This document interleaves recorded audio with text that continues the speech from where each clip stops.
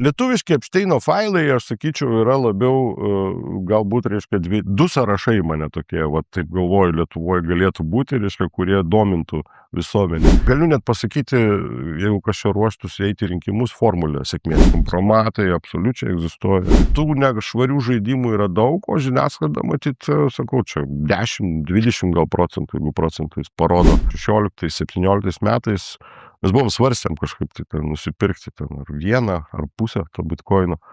Ir ten, buvo, aš dabar bijau sumeluoti, ten, 2000 ar 4000, reiškia, kažkur taip tiek eurų. Šiandien nekalbėsime apie bylas, apie jas jau kalbėta N kartų, kalbėta, iškalbėta. Kalbinsiu Eligijų apie patirtis ir kaip tomis patirtimis pasinaudoti. Eligijau, jūs politikoje buvote ilgus metus, turbūt visą savo gyvenimą. Ir mano klausimas pirmas būtų, ar geras politikas lygu geras verslininkas? Geras darbuotojas, geras vadovas? Sveiki gyvi, pirmiausiai, tai ne visą savo gyvenimą drįsčiau pastebėti, nes dar nebaigiau to gyvenimo. Buvau politikoje, bet tikrai nemenka laiko tarpą. Atsakant į klausimą, aš taip pasakysiu, gal politikui yra labai svarbu turėti gerų vadybinių savybių. Kai sako politikas lygų verslininkas, galima tokias paralelės daryti, jeigu verslininkas pelną skaičiuoja pinigais, tai politikas turbūt savo politinį pelną turi skaičiuoti rinkėjų balsais gautais per rinkimus. Tai čia kažkokios tai analogijos yra. Tačiau principai veikimo kai kuriais atvejais veikia truputį skirtingai politikoje ir versle. Versle, aš mano galva, yra daugiau racionalumo negu kad politikoje. Politikoje galbūt vis tiek yra emocijų kai kuriuose vietose daugiau negu versle. Yra tekę sutikti ne vieną verslininką, kuris atėjo į politiką ir galvojo, kad politikoje veiks visi verslo principai. Ir yra tekę pamatyti nusivylimą tų žmonių po kažkiek tai laiko, kad viskas taip neveikia. Versle rezultatas ateina kur kas greičiau nuo tavo pastangų. Politikoje vis tiek tai yra kolektyvinis, komandinis procesas. Ir šiuo atveju labai gali būti kietas politikas ir geras politikas, bet tu neturėsi to rezultato, nes ne nuo tavęs vieno priklauso tie sprendimai. Ir šiuo atveju mačiau kai kurių verslininkų, pavyzdžiui, galiu ir paminėti Antaną Bosą, klaipėdietį žinomą verslininką, kuris buvo vieną kadenciją parlamente ir spjaudėsi žmogus, nes sakė, aš tikrai nepratęs, man reikia aiškumo, man reikia konkretumo, o čia jo nėra. Ir jis pats priėmė sprendimą po to nebedalyvavo daugiau politikoje, nes suprato, kad tai ne jo visai valtis, ne jo duona. Ir šiuo atveju manau, kad jis kur kas save sėkmingiau realizuoja versle, negu kad politikoje. Tai šiuo atveju panašumų yra, bet lygybės ženklo nestatyčiau. Bet ar yra iš vis kažkokia tai panaši profesija, kurią galima būtų lyginti su politiko darbu? Aš manau, kad politikas yra tokia labai horizontali profesija, apimanti nemažai kitų, sakykime, profesijų. Iš esmės, tu turi būti, kaip jau sakiau, geras vadybininkas, turi turėti tam tikrų psichologinių žinių ir savybių. Turi būti, iš esmės, aktorystės gal netgi kažkiek tai reikia. Vis tiek tai yra, reiškia, politikas su žmonėms susiję ir tu turi, reiškia, įtaigos turėti žmonėm arba suprasti, orientuotis situacijose, mokėti improvizuoti. Politikas turėtų būti kažkiek tai ir ekonomistas. Vis tiek tai yra susiję, aišku, ir su valstybės biudžetu, ir su finansais, ir su pinigais. Politikas turėtų turėti teisinių žinių, nes iš esmės vis tiek tai yra įstatymų leidyba. Jeigu tu dirbi, aišku, mes kalbam apie politikus nacionalinius, yra politikai savivaldybių lygyje, gal ten tiek tų žinių daug nereikia. Bet, kaip sakau, tai yra profesija. Aš net nesakyčiau, kad politikas yra profesija iš esmės, nes turbūt mes tų politikų kaip tokių, nėra, nei vienos turbūt Lietuvoje tai tikrai nėra, bet ir pasaulyje nėra tokių mokyklų, reiškia, universitetų, kurie rengtų politikus. Mes rengiam politikos mokslus, politologus, aš pats beje politologiją baigęs. Tai šiuo atveju tai yra veikla galbūt labiau tokia, reiškia, už kurią, aišku, jeigu ta veikla yra profesionali, tai yra mokamas atlyginimas. Yra buvę bandymų istorijoje mokinti politikus ir juos ruošti profesionaliai, tai aš kalbu apie Sovietų sąjungą, reiškia, mes atsimename aukštasias partinės mokyklas, kur iš esmės žmonės tuo metu buvo ruošiami labai kryptingai dirbti politinį, propagandinį, aiškinamąjį darbą. Tai ar tos patirtis geros? Ne, jos nėra geros, bet šiandien, aš sakyčiau, gal čia mes dar toliau pakalbėsim apie tai, Lietuvoje trūksta kokybiškos politikos ir kokybiškų politikų. Ir čia yra didžiulė problema, kad nei partijos, sakykime, neturi savo kažkokių tai stiprių think tankų, kažkokių tai, sakykime, įstaigų, kurios suteiktų politikams bazinės žinias. Žinios yra svarbu, jos yra labai reikalingos politikui ir vargšai tie politikai, kurie tų žinių neturi, o man yra tokių tekę sutikti ne vieną, kur žmogus patenka tiesiog ne į savo rogės, ne į savo batus ir jam paskui tiesiog yra sudėtinga, aš jau nekalbu apie sprendimų priėmimo kokybę. O kiek kainuoja būti politiku? Tarkim, vis tiek nepaslaptis, kad politikas turi atrodyti išvaizdžiai, reprezentatyviai, tarkim, kostiumas, batai, automobilis ar dar kažkas. Kiek tai išeina iš atlyginimo į šitą pusę? Na, pirmiausiai, tai politikui nelygų ir kiekvieno politiko matyti poreikiai yra skirtingi. Aišku, tu kol esi, pavyzdžiui, savivaldos lygio politikas, ne, tai natūralu, kad tos išlaidos savo įvaizdžiui kurti kažkokiam, tai jos yra mažesnės, logiška, nes ten nėra tų posėdžių kiekvieną dieną, tau nereikia ten važinėti kiekvieną dieną, nors mes matom pagal čekiukų istorijas Lietuvoje, reiškia, kad važinėja daug, nors tų posėdžių tiek nevyko. Va, atvirai sakant, tai čia sakau, čia kainavimas tas yra labai skirtingas. Paprastas Seimo narį. Paprastas Seimo narį. Aš manau, kad vis tiek tai yra, aišku, kad kostiumas yra kasdienis darbo, kaip čia atributas, ne? Tai šiuo atveju tu turi turėti, ne vieną matyti tą kostiumą tu turi turėti, nes nuo vieno kostiumo po kelių savaičių tau pradės blizgėti čia tas vietos. Ja, ir iš esmės, žinai, ir sagas dar gali ten įsisiūti, žinai, bet... Kiek jie kainuoja kostiumai? Tai vėlgi, aš atvirai sakant, jau senokai tos kostiumus, kaip savo, padėjau į šalį, nes man dabar to poreikio nėra, bet tuo metu, kai aš buvau aktyvioj politikoje, tai aš ten, sakykime, pirkdavau iš Sweet Supply, tokia yra parduotuvė, gal reklamuoju, nežinau, gal nebėra, netgi jos nežinau. Tai jo, tai ten ir 300 ir 400. Tai nėra brangu, tai ta prasme tu gali ten, žinai, susirasti ir už 1000, ir už 2000 tų kostiumų, bet, tai yra neracionalu tiesiog, nes ar tavo tas kostiumas labiau blizgės, ar mažiau blizgės, jeigu galva tuščia, žinai, tai jisai nepriduos, ta prasme, kažkokio. Yra minimali higiena, ta prasme, kurią tu turi turėti. Yra kaklaraištis, tai yra marškiniai, ta prasme, yra kostiumas, yra batai kostiuminiai, kur prie kostiumo tinkantis automobilis, taip, jisai, yra irgi darbo priemonė, kaip ir telefonas, kaip ir kompiuteris. Tai iš esmės, tai čia nėra kažkoks kosmosas. Aš manau, kad čia bet kurios įmonės direktorius ar ten kažkoks, tai sakykime, aukštesnės pareigas einantis žmogus, jis irgi turi lygiai tos pačius dalykus turėti, nes, toks etiketas yra. Bet vis tiek. Aš tik dar jeigu jau pačios aukščiausios pareigos yra, kur tu jau turi reprezentuoti, nes paprastas Seimo narys, jisai nėra toks, kad jis ten labai daug reprezentuoti turėtų kažką tai.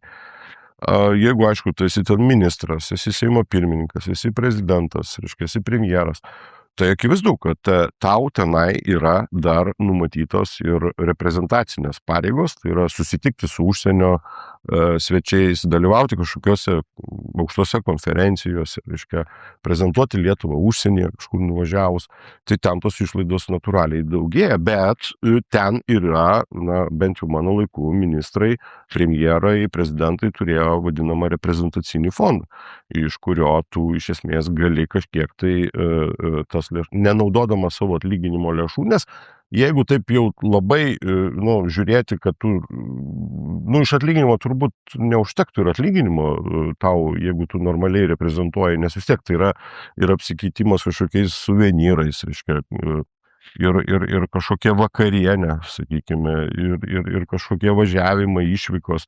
Tai šitiem dalykam yra numatytos reprezentacinės lėšos. Ar bet kuris žmogus gali būti politiku? Tarkim, paimtumėm kažkokį einantį žmogų, ar yra kažkokia grupė žmonių, kuri galėtų išstumti tą žmogų į politiką? Apreng gražiai, pamokyti kelių frazių, ar įmanoma tai? Aš tai sakyčiau taip, pagal dabartinės politinės tendencijas aš matau, kad vis daugiau yra tų žmonių nepasiruošusių ateina į politiką, tokių atsitiktinių žmonių politikoje. Tai pas žmonės yra ta tokia nuomonė susidariusi, kad čia, kaip savo, iš Lenino laikų, kad kiekviena melžėja, ten, kaip sakė Leninas, gali valdyti šalį. Bet jeigu mes kalbam apie rimtą politiką ir tokią, kaip sakoma, kokybišką politiką, aš jau ne kiekvienam tai duota. Pirmiausiai, ką reiškia būti politiku? Tai reiškia 100% atsisakyti savo privatumo. 100%.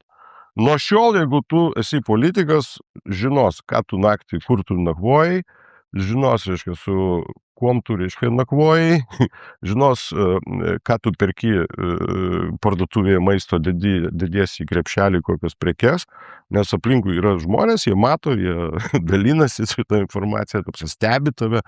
Tai, ta prasme, ne kiekvienas matyt žmogus, arba kiekvienas žmogus prieš galvodamas, ar jam sukti politiką ar ne, turėtų labai rimtai įsivertinti, nes tai jau paliečia ne tik tave vieną, tai paliečia ir tavo šeimą, tavo artimuosius, tavo vaikus. Tai šiuo atveju, tai čia yra, kartais žmonės gal prieš tapdami politikais apie tai nelabai pagalvoti, aš labai patarčiau pagalvoti, nes tai gali atsisukti labai didžiulių bumerangų paskui jiems. Antras dalykas, tai tarsi turi būti toks pasišventimas tam tikras, nes vėlgi tai nėra normuotos darbo valandos. Ne? Mes einam kažkokį konkretų darbą, mes žinome, kad ten dirbsim nuo 8 iki 5.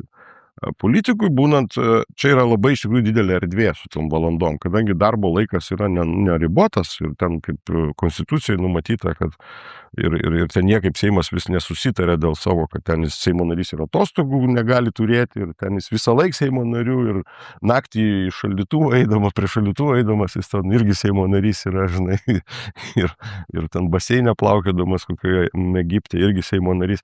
Bet iš principo, reiškia, čia yra labai didelė erdvė tokiai manipuliacijai ir aš vėlgi iš patirties galiu pasakyti, yra Seimo narių, kurie tikrai dirba žymiai daugiau negu kad vidutinis Lietuvos darbuotojas dirba ten per kiek ten savaitę, daugiau negu 40 valandų. Ir yra Seimo narių, kurie nepersistengia, ta prasme, kurie yra už kitų nugarų, ten labai matosi. Tai tu ten jau atėjęs pats renkiesi, ar tu esi aktyvus Seimo narys, čia jau gal nuo tavo vidinių kažkokių tai įsitikinimų priklauso. Ar tu tik toks statistas atėjai, ten pabalsavai, kiek tau reikia, mygtukų paspaudai, ten labai per daug nesigilinai, jokios ten žiniasklaidos nevaikštai, interviu ten niekam nedodi, susitikimų ten daug labai neturi, reiškia. Tai ir tokių yra Seimo narių. Ten, jeigu procentiškai žiūrėti, turbūt gal 50%. Tai va, tai Seimo narių einant apsisprendžiant būti politiku, sakau, labai reikia daug dalykų įvertinti, bet pirmiausiai įsivertinkit savo privatumą, reiškia, kad jūs nebeturėsit to privatumo. Ir jūs būsit, jums galios kai kuriais atvejais žymiai aukštesni standartai, negu kad galioja žmogui, kuris nėra politikas. O kiek kainuoja tapti Seimo nariu? Čia yra klausimas, kuris... Bet reikia vis tiek kažkokį skaičių. Jo, žinot, kadangi man yra tekę vadovauti ne vienai rinkiminiai kampanijai, esu buvęs rinkimų štabo vadovų ir mes iš esmės, kaip yra matuojama rinkiminės kampanijos efektyvumas. Jis yra matuojamas labai paprastai, ta prasme, yra pasibaigus rinkiminiai kampanijai padaromos, pasiskaičiuojamas išlaidos, ir pasiskaičiuojamas mandatų skaičius. Ir tada tu suskaičiuoji, kiek kainavo vienas mandatas. Arba dalini, reiškia, irgi išlaidas iš gautų balsų skaičiaus. Tai tada suskaičiuoji, kiek kainavo vienas rinkėjo balsas. Tai va.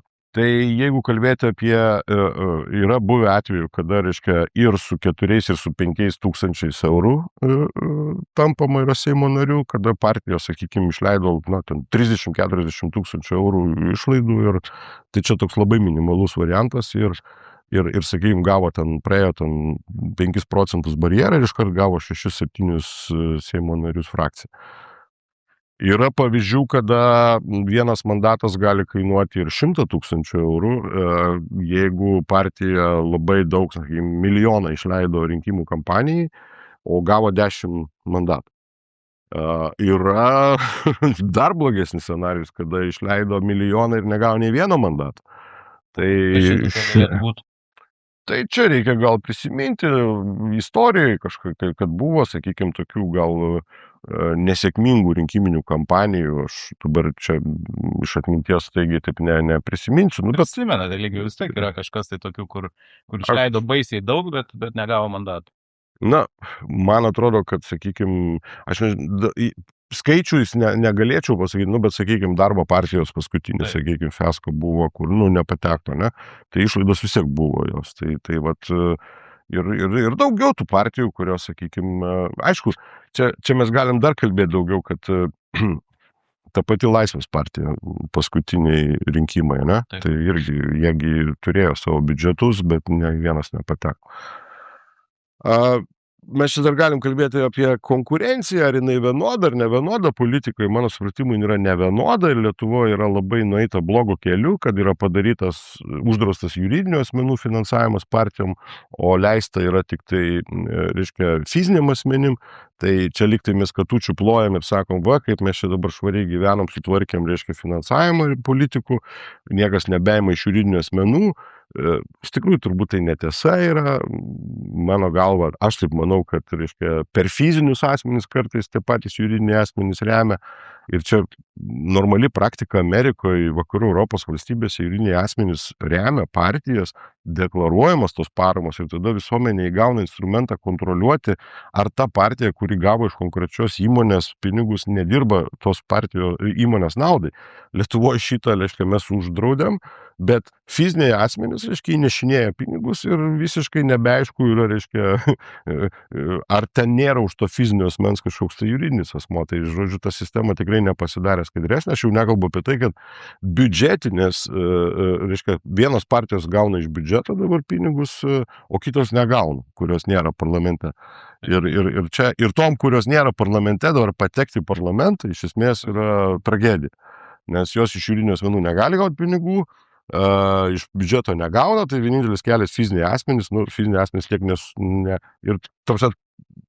Čia mano galva yra, jeigu taip, žinai, versliškai žiūrėti, konkurencijos iškraipimas totalus. Čia, aišku, konkurencijos tarnyba turbūt nepasakys savo išvadas dėl partijų, reiškia, konkurencijos, bet tos partijos, kurios šiuo metu yra valdžioje, jos iš esmės turi, sakykime, pranašumą, nes jos jau būdamos valdžioje turi žymiai daugiau resursų naudotis tais resursais, negu tos partijos, kurios nėra valdžioje.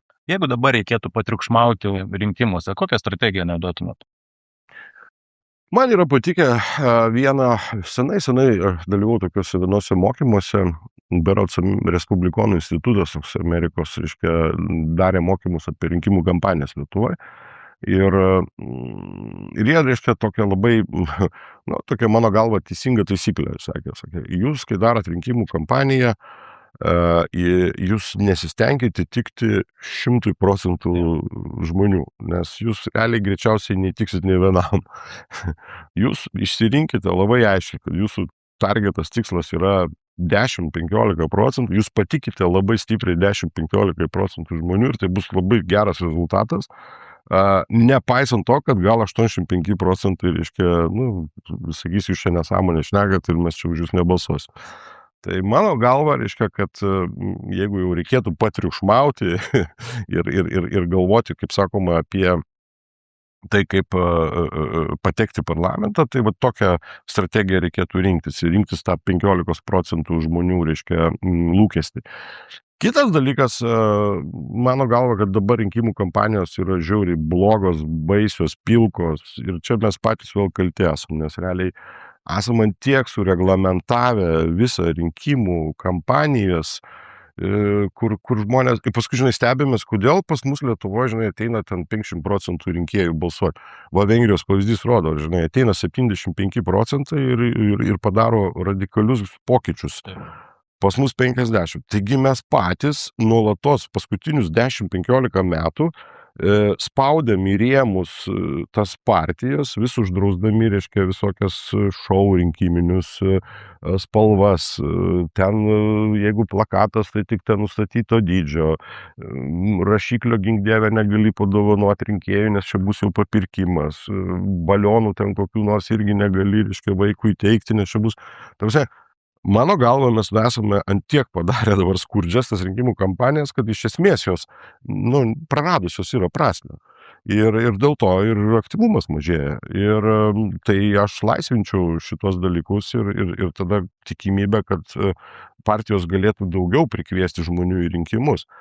Aišku, idėjos, turinys, tai čia irgi nereikia nuvertinti. Mes čia kol kas kalbėjau apie formą. Tai šiai dienai, mano galva, reikėtų tokių žmonėm, naujų, šviežių, patrauklių idėjų, kurios irgi atkreiptų dėmesį visuomenės ir tokiu būdu ir patriukšmautum. Aš visą laiką esu labiau turinio žmogus, man patinka turinys ir aš manau, kad jeigu tu... Ir galiu net pasakyti, jeigu kažką ruoštųsi eiti rinkimus, formulė sėkmės.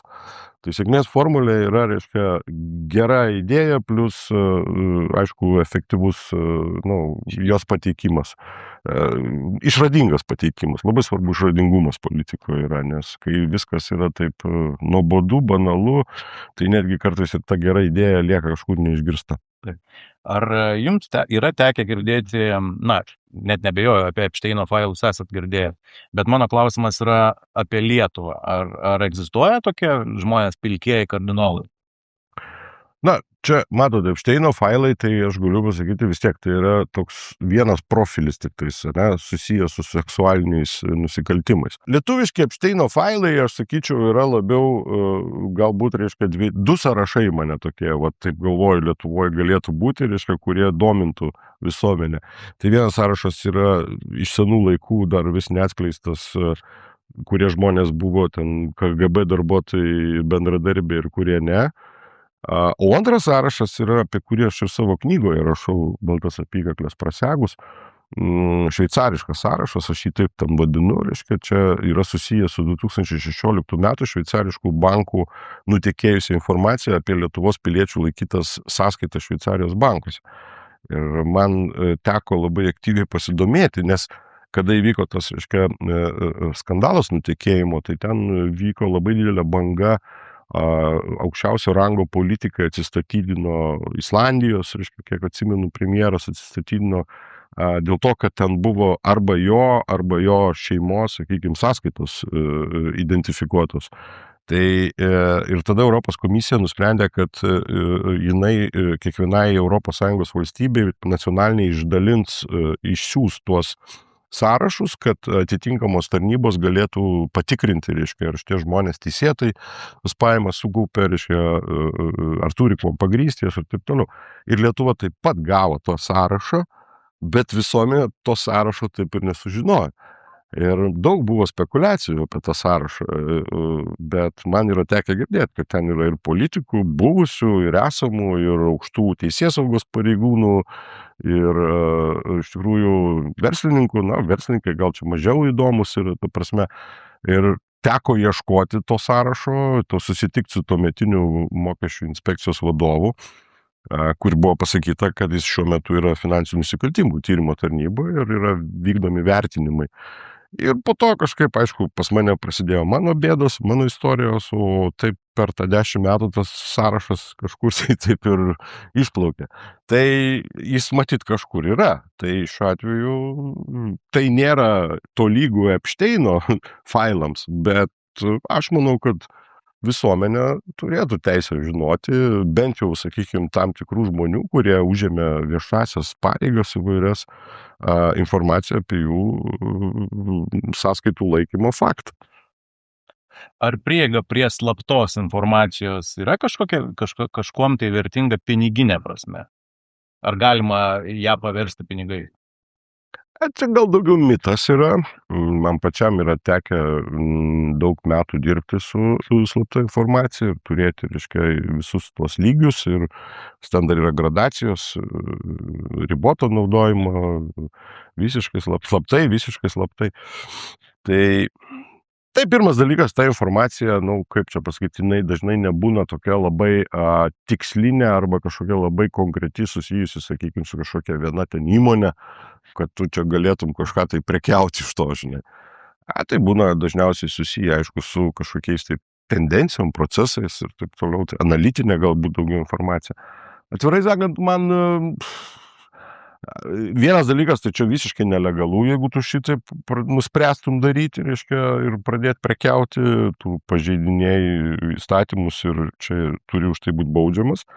Antras dalykas, aš tai nemanau, kad man kartais pačiam kildavo nuostaba, kad kai kurie dalykai, kurie yra įdėti į tas slaptas papkes, jie yra tokie visiškai, kaip čia, neturintis to slaptumo kažkokio didžiulio. Ten vos nežiniasklaida gali pasiskaityti panašių dalykų. Tai man kartais truputį irgi toks būdavo, tokios biški mistikos yra su tais užslaptinimais visokiais. Bet taip, aišku, kad egzistuoja slaptųjų pažymų pasaulis Lietuvoje. Taip jis yra žmonės, kurie turi teisę prieigas prie šito. Ir aišku, yra ir jautrių informacijų, suprantama. Tai čia šiuo atveju, geriau, nelinkėčiau niekam čia užsiiminėti prekybą šitais dalykais.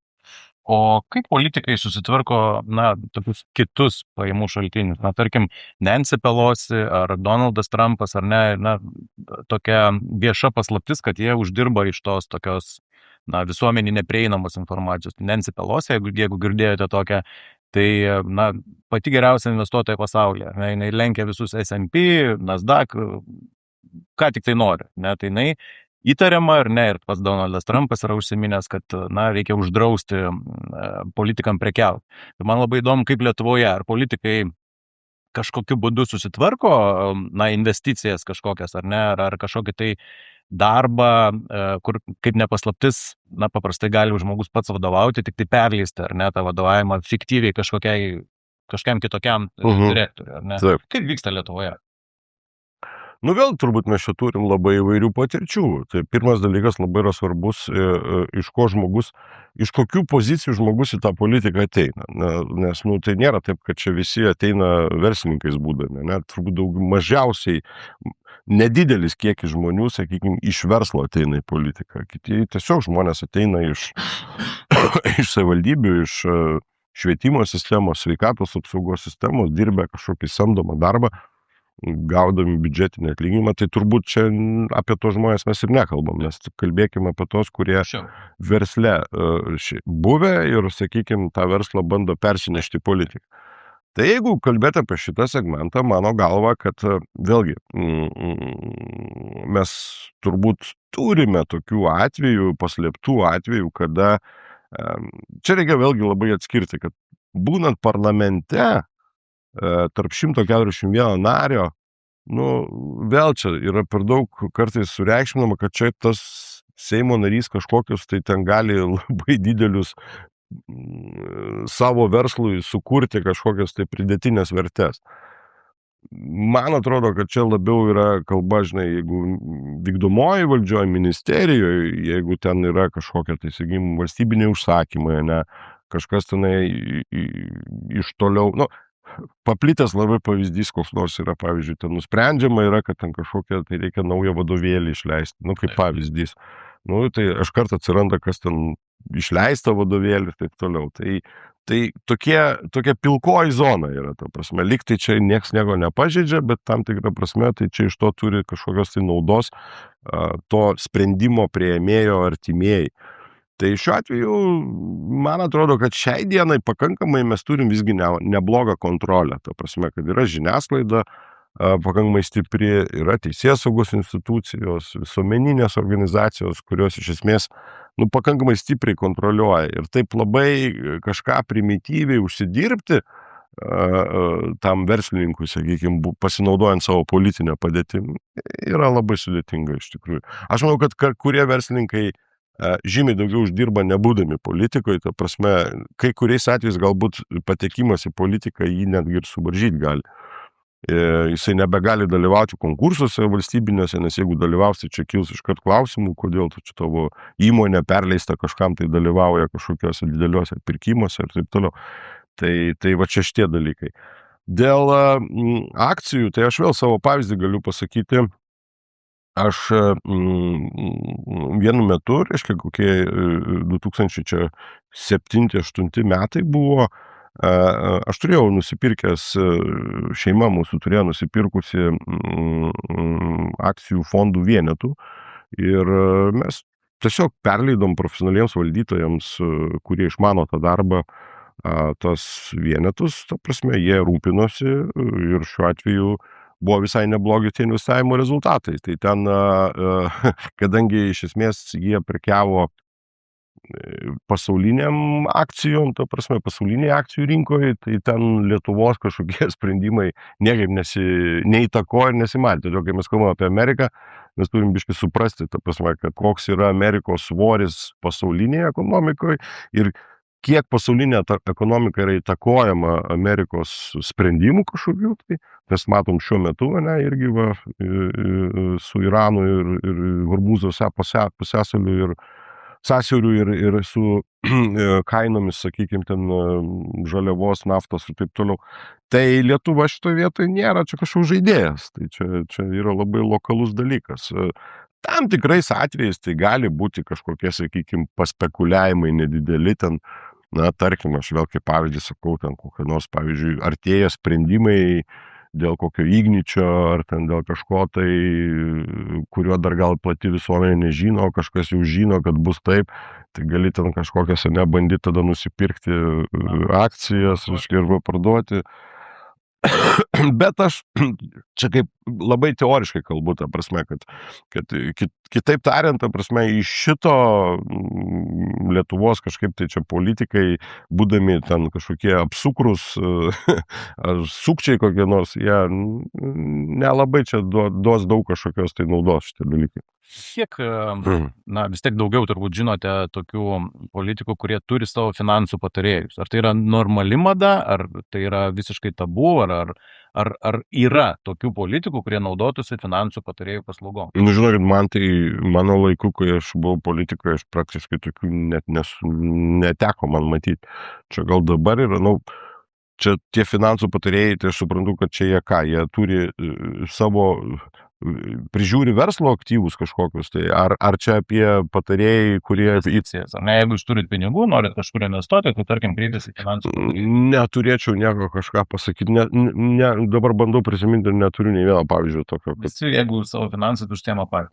Tai nebūtinai patys, tai jie turi gal kažkokias, tai sakykime, vis tiek, jeigu tai yra verslininkai, jie turi įmonės, administracijas tų įmonių, kurie dirba, bet jie neįsidarbina, jie čia kaip kažkokie patarėjai pas politikus ir negauna ten atlyginimo iš kokio tai valstybės, ta prasme. Tai jie remiasi kažkokiais savo finansininkais, kurie ir iki tol buvo, matyti, žinai. Tai pagaliau šitame etape, man atrodo, kad yra labai nemažai rinkoje tiesiog finansinės paslaugas teikiančių įmonių, kur tu tiesiog gali nusipirkti paslaugą visai neblogai ir normaliai. Barackas Obama kažkada sakė, kad seriale House of Cards, matėte tą serialą? Epizodiškai, ne visą iš tikrųjų. Yra dalis tiesos. Tai kiek tokios realios kovos vyksta už uždarų durų? Ar tai, ką pamatome medijose, yra... Kiek procentų medijose mes pamatome to, kas vyksta už uždarų durų? Aš manau, kad mes pamatome pakankamai Lietkalnio viršūnę tik tai. Vis tik tai vyksta, ar ne, kova tokia dėl... Vyksta, suprantama, kad vyksta, politika vis tiek yra nedėkingas užsiėmimas, ta prasme, jisai yra paremtas galios žaidimais, jisai yra, jeigu tu esi stipresnis, tu, kaip sakoma, tu turi saugoti save, kad nesusilpnėtum, ne? Jeigu tu esi silpnesnis, tu turi ieškoti, reiškia, kaip, sakykime, sustiprėti ir nuversti, sakykime, tą stipresnį už tave. Tai čia yra konkurenciniai dalykai, bet dėja, bet politikoje galbūt kai kuriais atvejais yra naudojami tokie metodai, kurie gal nėra garbingi, nėra priimtini ir išdavystės įvairios, sakykime, kompromatai absoliučiai egzistuoja, ypatingai jie suaktyvėja rinkimų kampanijos laikotarpiu, kada tu kada norima apjuodinti kažkokį kitą, reiškia, konkurentą. Tai šiuo atveju tų nešvarių žaidimų yra daug, o žiniasklaida, matyt, sakau, čia 10-20 gal procentų, jeigu procentais parodo, ne viską užčiapia. Aišku, vėlgi, reikia suprasti, kad ten gal kai kurie tie žaidimai galios, jie nėra labai ir įdomus, tai žiniasklaidai, ta prasme, ten. Bet taip, yra tikrai nemažai ir kartais tu, kai matai kažkokį tai sprendimą, kai esi politikoje, tu truputį žinai giliau, iš kur tas sprendimas atėjo, kam jis reikalingas ir kas toliau bus, gali prognozuoti maždaug ir taip toliau. Tai Obama šiuo atveju yra teisus. Aš pritarčiau Obamai, kad politika nėra čia tų pūkuotų kačiukų, kaip sakoma, sfera. Ten yra iš tikrųjų daug nešvarių dalykų, daug negarbingų dalykų, daug, aišku, tam tikrą prasme, vėlgi, kai ir sako, politikoje niekada nėra draugų, yra tik tais kažkokie interesai, kurie susidėlioja ir tu kažkuriuo metu su kažkuom tai esi, reiškia, koaliciją turėjo, ne, pavyzdžiui. Bet tai nereiškia, kad jūs čia kaip partneriai koalicijos esate jau ten tokie neatskiriami draugai, reiškia, ir ten bendraujat šeimom. Tai akivaizdu, kad tai yra labiau praktiniai interesai, kurie yra nukreipti dėl vieno ar kito tikslo pasiekimo. O koks tikslas yra vežtis į Seimo pirmininko postą, į premjero postą, jeigu alga tenai yra keliais šimtais didesnė, o atsakomybė kartais didesnė? Galia. Aš manau, kad politikoje galia reiškia daugiau negu pinigai. Galia, įtaka, kažkoks tai gal netgi tas vadinamas sportinis interesas atsiranda, įveikti savo konkurentą. O tie, kas yra dalyvavę rinkimų kampanijose ir tose rinkimų rezultatų nakties tam sutikime, jis turi kažkokį tokį sportinių kažkokių netgi elementų. Tu realiai kažkaip tai, žinai, ten gyveni tame burbulė, tu čia įdėjai daug laiko investicijų, fizinių investicijų, piniginių investicijų ir tu čia, ta prasme, kai jau pradeda eiti tie rinkimų rezultatai, aš matau, kad kartais net toks vos nesportinis azartas. Jie dar net nežino iš esmės, ką su tais rezultatais, kaip pavers tos rezultatus kažkokią tai pridėtinę vertę, žinai, valstybei, bet jau jie ten labai džiaugiasi, žinai, jeigu ten pavyko aplenkti kažkokius nuolatinius ten priešininkus ar konkurentus, reiškia, ar gauti daugiausiai balsų. Tai ir teisingai gal yra sakoma, kaip kariniais terminais šnekant, yra sakoma, kad blogas kareivis, jeigu nesvajoja būti generolu, tai lygiai taip pat turbūt ir blogas politikas pradedantis, jeigu jisai nesvajoja tapti prezidentu, nes mano galva, čia yra dar pakankamai normalu, jeigu tu jau atėjai tą sritį, tu nori būti geriausias. Nelabai gal iš karto ir įsivaizduodamas, žinai, jau ką tu darysi, būdamas to geriausiai, žinai, tiesiog būti geriausias. Paimkime pavyzdį, tarkim, per televiziją kitą kartą pamatai Seimo narį, kurio niekada iki tol negirdėjai ir nebūna, o jis jau ten yra 2 ar 3 kadencijos. Ar teisinga būtų sakyti, kad esant Seime gali nieko nedaryti? Jo, čia truputį aš apie tai jau kalbėjau prieš tai, bet galiu pasakyti, kad, kaip jau ir sakiau, maždaug 50%, beje panašiai ir Seime yra, reiškia, Seimo narys yra, pagal konstituciją Seimo nariai yra vienodi, bet iš tikrųjų realiai pagal savo politinį svorį yra nevienodi. Vieni yra įtakingi Seimo nariai, kurie yra gerbiami ne tik visuomenėje, bet gerbiami ir politikų tarpe, kurių žodžiai yra klausomas, išgirstama, kurie galbūt turi ir patirtį jų nemažą sukaupę ir kurie yra išrinkti dažnai vienmandatėse rinkimų apygardose, tai yra tiesiogiai žmonių išrinkti. O kitą dalį mes turime sąraše išrinktų Seimo narių ir įprastai tie sąraše išrinktų Seimo narių turbūt procentiškai žiūrint yra daugiau tų tokių nežinomų, nematomų, nes jie išvažiuoja dažniausiai pagal kokį, jeigu geri rinkimų rezultatai, pagal kokį populiarų lyderį iš paskos, reiškia, irgi patenka į tą Seimą. Ir tai labai daug priklauso nuo pačio žmogaus. Jeigu žmogus yra šiaip energingas, aktyvus, turi idėjų, sumanimų, nori daryti, padaryti, kažką bando, reiškia, tai jisai bus ir matomas. Jeigu jis yra toks, kaip sakoma, atostogų režimą įsijungęs, tai irgi yra puikios galimybės ten pabūti tokiu, kaip sakoma, statistu ant atsarginio solelio pasiekti. Manoma, ar ne, gauti atlyginimą ir nieko nedaryti? Nu, visiškai nieko turbūt nepavyks nedaryti, bet vis tiek reikia bent jau ateiti į posėdį, į frakcijos posėdį, į komiteto posėdį, nu, yra ten tokių dalykų, bet tiesiog reikia lankyti, jo, kaip moksleiviams pamokas reikia lankyti, taip Seimo nariams reikia posėdžius. O kiek kainuoja tapti, sąrašo, partijos sąrašo viršuje, tarkim? Ar yra aš esu girdėjęs, nežinau, patvirtinsit arba paneigsit, kad vienos iš partijų sąraše atsidurti kainuoja 10 000 eurų. Ar tai yra, tokia kaip parama partijai, bet tu tada atsiduri sąraše? Ar tai yra teisybė ar mitas? Čia gal yra buvę kažkokių užuomazgų apie tokius dalykus, man irgi yra tekę girdėti, kad, bet čia gal praeitis yra. Iš tikrųjų dabar vis tiek į sąrašai yra suformuojami dažniausiai vis tiek pačių partijų iš vidaus, ta prasme, tuos žmonės kurie dirba reitinguojami yra, reiškia, ten irgi be intrigų labai daug visokių vyksta, nes ten visi nori būti aukščiau, o tų vietų yra tiek, kiek yra. Ir paskutinis nori būti, ar ne? Čia jau paskutinis nori būti tada, kai tu jau turi labai garsią kažkokią pavardę ir gal nepatekai ten į pirmą 10-tuką, ar 15-tuką, nes vis tiek yra prognozuojama. Kiekviena partija maždaug prognozuoja, kiek jinai tikisi tų mandatų, ne? Tada, reiškia, pagal tą tikėjimą atsiranda jau kažkokios tos vadinamas perspektyvios vietos ir neperspektyvios vietos sąraše. Tai aišku, kad ta konkurencija į perspektyvias vietas yra labai didžiulė, bet yra krūva iš tikrųjų dar tokių technologinių dalykų, kaip sudarinėjami tie sąrašai. Tai aišku, vyksta reitingavimas. Kitas dalykas labai techninis toks yra, kad tie, kas yra aukščiau sąraše, iš esmės, jie, bent jau mes taip darydavom, sakykime, liberalų sąjūdėje savo laiku, mes spausdom šitos žmonės eiti ir vienmandatės apygardos.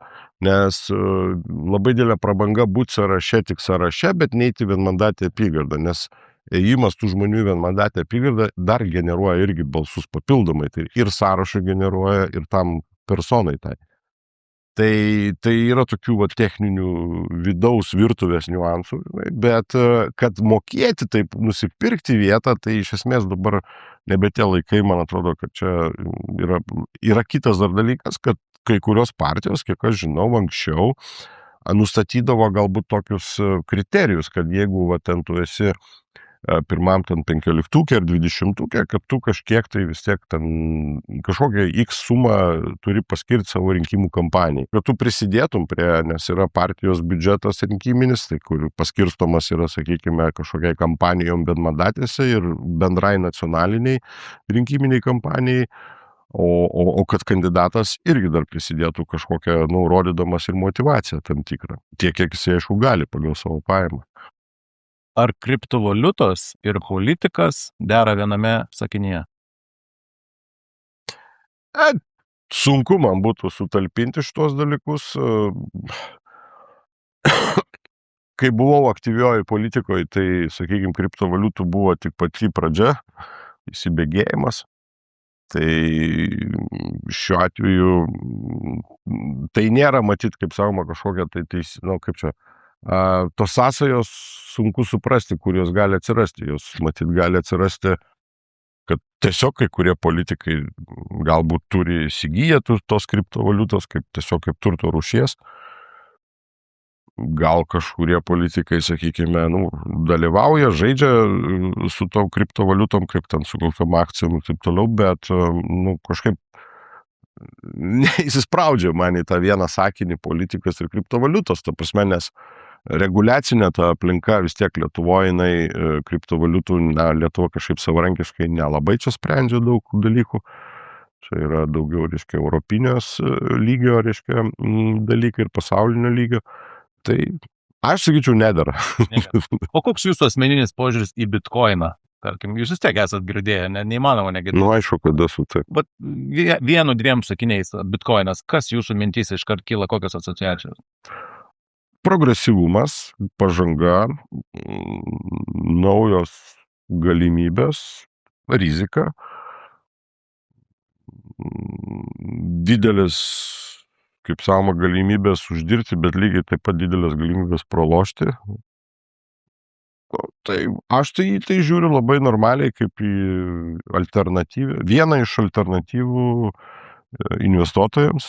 Ir šiuo atveju vėlgi, reiškia, prisiminsiu pavyzdį, aš kažkada, man yra jau gal, aš bijau dabar pasakyti, jau po tų politinių mano karjeros, kaip sakoma, 16-17 metais, mes buvom svarstėm kažkaip tai ten nusipirkti ten ar vieną, ar pusę to bitkoino.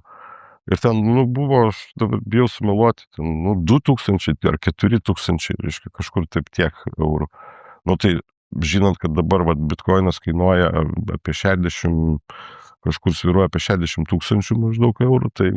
Žinot visas kainas. Tai šiuo atveju, reiškia, aš plataus akiračio šiaip žmogus esu. Tai va, tai būčiau už ten 2000 ar 3000 nusipirkęs, dabar tai būtų 60 000. Bet tada atrodė 3000 kosmosas, nesąmonė, kažką, tai už visatą, į visatą paleisti pinigus.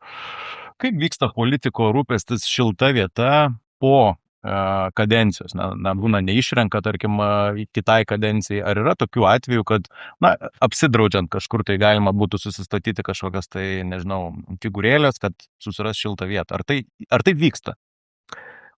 Čia ir taip ir ne.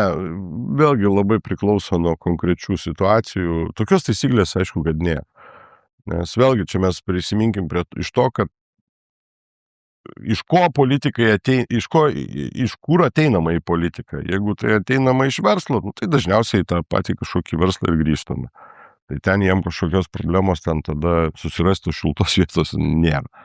Jeigu ateinama ten iš kažkokios profesinio, ten, medikas ar ten mokytojas, tai suprantama, kad jisai turi kažkiek tai pasikeltą kvalifikaciją, nes čia yra iš tikrųjų problema dar viena, ypatingai kalbant, pavyzdžiui, apie sveikatos sistemos darbuotojus, kad, vis tiek tu ar ten 4, ar 8, ar 12 metų pabuvęs parlamente, akivaizdu, kad tu prarandi savo, kaip sakykim, kokio nors chirurgo, kompetenciją. Jo, tai čia reikia vėl sugrįžti šitą dalyką ir dažnai nebebūna taip lengva sugrįžti. Tai bet bandymų tokių, aišku, kad yra pasitaikę, kada stengiamasi ar tai kažkokiu ten valstybės tarnybos kokios įstaigėlės ant kokių tai ten vadovų patapti. Aišku, ten būna dažniausiai tai konkursai visur, žinai, bet vis tiek bandoma, reiškia, ar tai bandoma ten kažkur į valstybinę įmonę kokią nors įsidarbinti.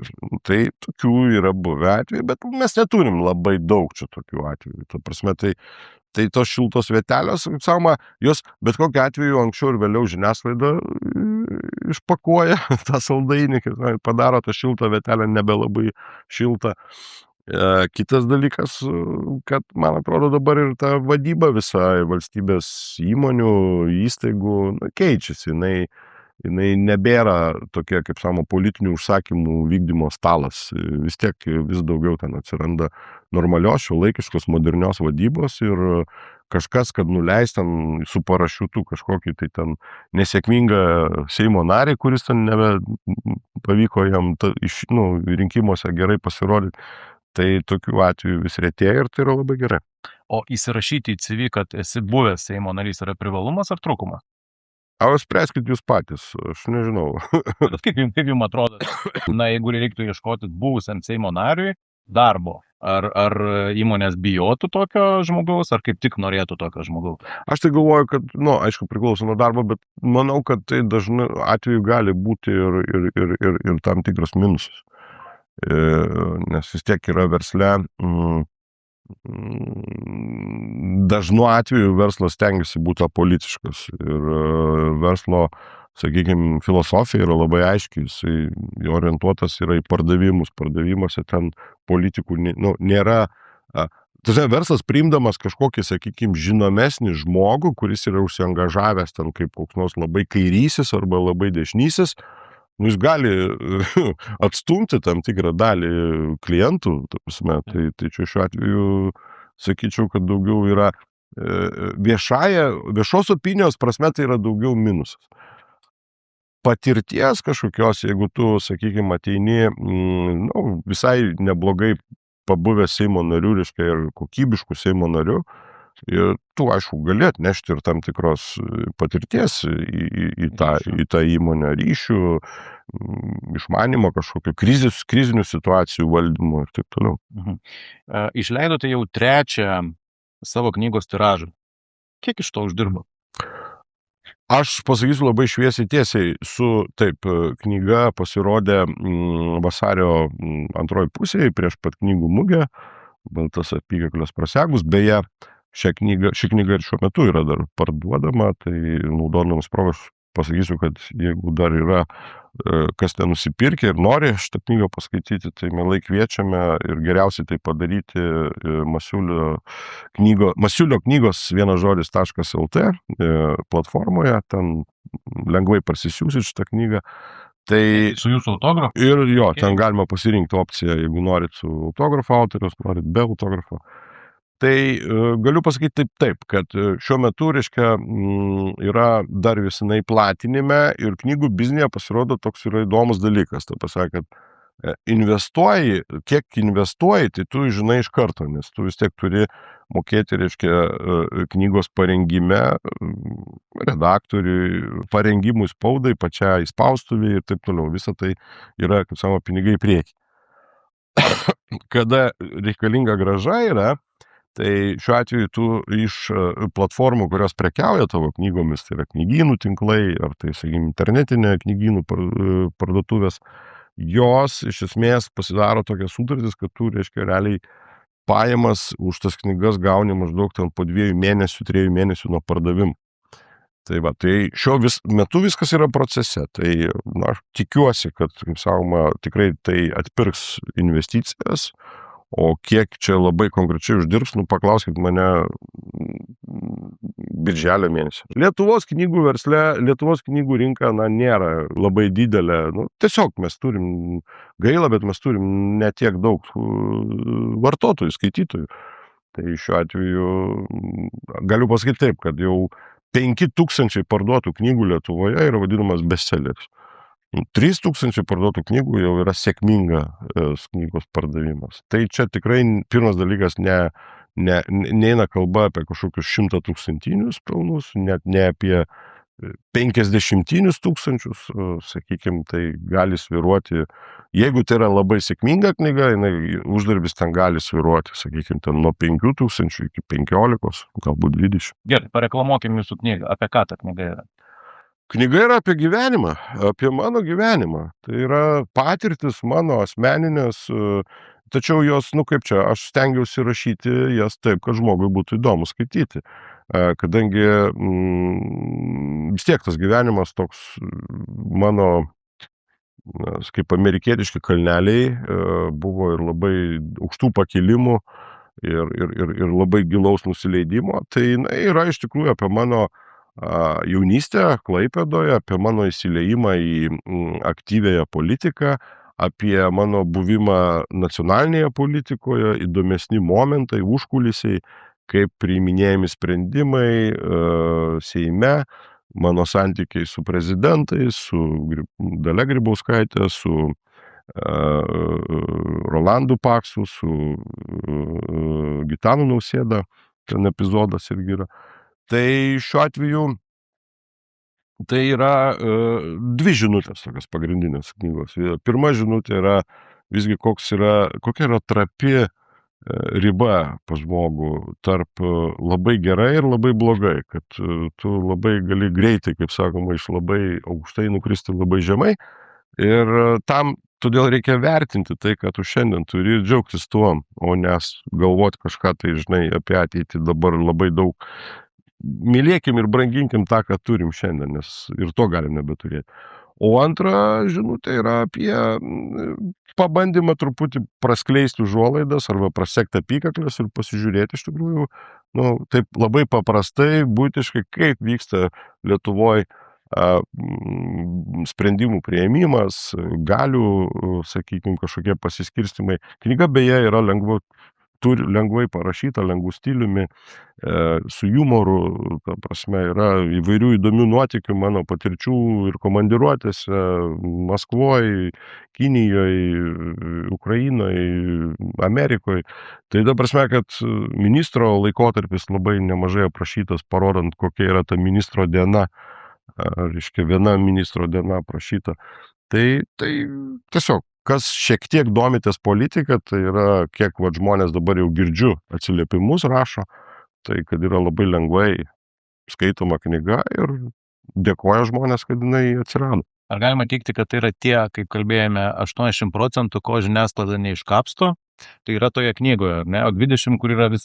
Aš stengiausi rašyti tikrai tai, ko nėra žiniasklaidoje, ta prasme. Bet aišku, vėlgi tai yra subjektyvūs dalykai, tai per mano patirtį aš nepretenduoju čia kažkokią objektyvę dokumentiką, tai yra tiesiog, man taip atrodė tuo metu, ten yra daug dialogų, akivaizdu, kad tie dialogai jie yra, kaip čia, iš atminties atkartoti, jie nėra kažkokie preciziškai tikslus, bet taip, tai būtent yra, dėl to ir vadinasi, kad atsegus baltas apykaklės mes trupučiuką pamatom daugiau. Tai išėjome iš tos oficialios dalies. Taip, daugiau negu kad per vakaro žinias. O grasina kas nors teismais dėl tos knygos? Ne, neturiu šitokių... Tai, visą laiką žodis tinka kol kas. Mes gyvenam kol kas, ne? Kažkada nebegyvensim. Tai ne, tai nėra, jokių grasinimų dėl teismų nėra ir čia šiuo atveju nelabai matau, dėl ko jų turėtų būti, nes iš esmės tikrai nėra kažkokių tai dalykų, kurie nebuvo. Arba kurios galėtų paneigti. Kurios būtų akivaizdžiai galima paneigti kažkokiais dokumentais. Ar bus daugiau dalių? Geras klausimas. Dabar reikia atvėsti šiek tiek nuo pirmos knygos, bet pasidalinsiu tokia, kaip sakoma, intriga, kad turiu minčių tęsti šitą žanrą. Kas įkvėpia, ne? Įkvėpia, ne, tai ta prasme, kad man buvo labai svarbu, kaip šitą pirmą knygą priims žmonės.